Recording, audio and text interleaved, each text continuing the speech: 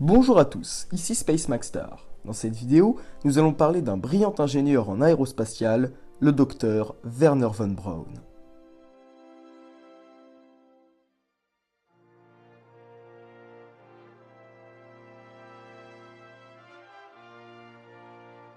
Il peut sembler inconcevable qu'au cœur du programme spatial américain se trouve un brillant scientifique allemand ayant développé des missiles balistiques pour les nazis durant la Seconde Guerre mondiale. Pourtant, le docteur Wernher von Braun, qui fut directeur du centre des vols spatiaux Marshall de la NASA du 1er juillet 1960 au 27 janvier 1970, était connu comme le leader de ce qu'on avait appelé alors l'équipe des fusées, qui développa le missile V2 allemand durant la Seconde Guerre mondiale. Visionnaire de l'espace dans l'âme, von Braun ne dut rendre à Hitler d'importants services, si ce n'est vendre son âme, pour s'assurer les moyens de continuer son travail sur les fusées. Comme son homologue Sergei Korolev en URSS et tant d'autres scientifiques du XXe siècle, von Braun ne fit plus d'un pacte faustien. Un pacte faustien est une expression qui provient du personnage Faust, héros d'un conte populaire allemand. Celui-ci fait un pacte avec le diable, échangeant son âme contre une seconde vie de plaisir. Les historiens débattent, et continueront longtemps, sur les aspects moraux de son rôle dans l'histoire de l'espace. Un héritage ambigu, mêlant missile V2, bombardement de Londres, et fusée Saturne V emportant les astronautes sur la Lune. Selon le département historique du centre spatial Marshall, le docteur Wernher von Braun fut l'un des plus importants développeurs et champions de l'exploration spatiale des années 30 à 70. Enfant, il se passionna pour l'exploration spatiale en lisant la science-fiction de Jules Verne et d'H.G. Wells, ainsi que les écrits scientifiques d'Hermann Oberth, dont l'ouvrage de référence Die Rakete zu den Planetor Humanarchia.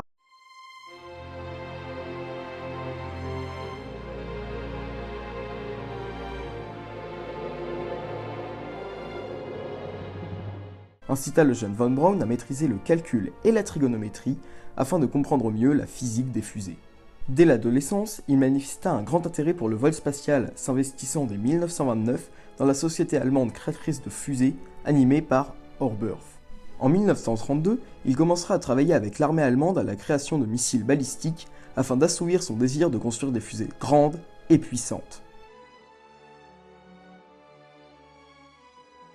Durant cette période, il entreprit un doctorat de physique qu'il obtint en 1934. La fusée V2 est l'ancêtre direct des fusées utilisées dans les programmes spatiaux des États-Unis et de l'Union soviétique.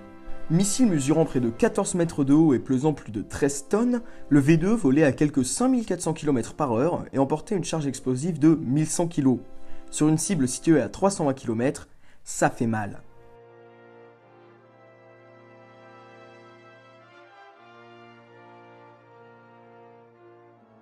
Lancé pour la première fois en octobre 1942, il fut employé contre les cibles en Europe dès septembre 1944. Au début de 1945, il devint évident pour von Braun que l'Allemagne n'obtiendrait pas la victoire contre les Alliés, et il commença alors à envisager l'avenir post-guerre. Avant que les Alliés n'investissent le complexe des fusées V2, von Braun organisa la reddition de 500 de ses meilleurs ingénieurs en fusée et en donna les plans et prototypes aux Américains. Les 15 années suivantes, von Braun travaillera avec l'armée américaine au développement de ses missiles balistiques. Lors de l'opération militaire baptisée Paperclip, lui et ses spécialistes des fusées furent donc exfiltrés de l'Allemagne défaite et envoyés en Amérique où ils furent installés au Texas.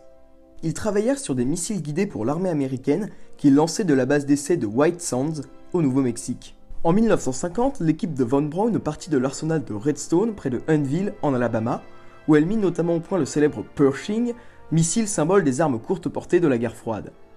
En 1960, son centre de développement de fusées fut transféré à la toute récente NASA et von Braun se vit confier la tâche de construire les fusées géantes Saturne.